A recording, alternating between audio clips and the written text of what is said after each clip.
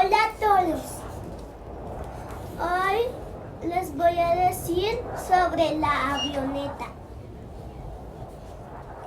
La avioneta es un avión ligero, más pequeño que se transporta por el aire.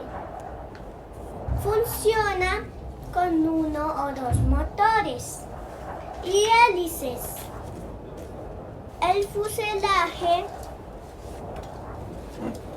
es el cuerpo de la avioneta, donde va el piloto. Las alas le dan estabilidad.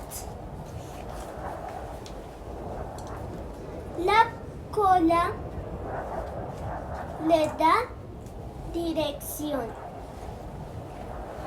Y el tren de aterrizaje ayuda a despegar y aterrizar. La avioneta sirve para transportarse a sitios lejanos, como pueblos en los que no puedes llegar. También sirve como ambulancia por si pasa un accidente.